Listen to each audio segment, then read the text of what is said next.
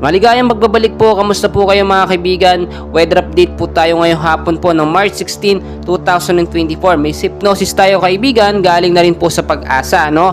Northeast monsoon pa rin po ang siyang nakaka-apekto sa extreme northern Luzon po yan. At meron naman po tayong easterlies na siya naman nakaka-apekto sa ilang bahagi po ng ating bansa. Mga kaibigan, wala pa naman po tayong bagyong binabantayan ngayon sa loob ng Philippine Area of Responsibility, pero may mga kumpol ng kaulapan or cloud cluster po na tinatawag sa labas ng PAR. Yung mga kalapit bansa po natin, may mga LPA na namataan. Yung iba po may bagyo din doon sa lugar nila, at tinitignan natin yung posibilidad kung magkakaroon ba ito ng direktang epekto sa ating bansa. So update muna tayo sa ating weather forecast ngayong hapon hanggang bukas po ito. Ito po yung mga lugar na apektado ng easterlies at ng hanging amihan. Sa area po ng Aurora, kasama na po ang Northern Quezon, maulap po na panahon ng mararanasan dyan with isolated rain showers at thunderstorm pagdating po sa gabi. Hanggang bukas po ito mga kaibigan, dahil po yan sa easterlies.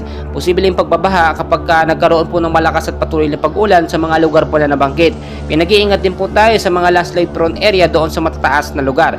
Sa area po ng Batanes, kasama na po ang Babuyan Island, maulap din po na panahon ng mararanasan dyan with isolated light rains or mahinang pag-uulan pagdating sa gabi.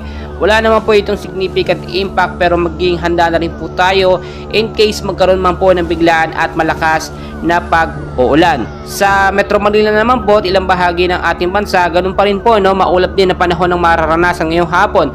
Posibleng abutin din po yan hanggang bukas, pero expect po natin sa umaga at sa tanghali medyo mainit po ang panahon. Mag-ingat din po sa mga isolated rain showers at thunderstorm pagdating po sa gabi. Dulot po yan ng easterlies o yung hangin na mainit na hangin galing sa Pasipiko, at ito mga localized thunderstorm na nananatili pa rin po sa ilang bahagi ng ating bansa.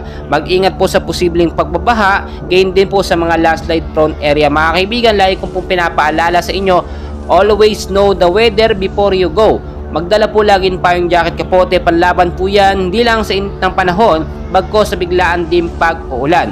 Patuloy ko po kayong i-update mga kaibigan. Please huwag kalimutan mag-like and subscribe para updated kayo sa ating mga daily latest weather update.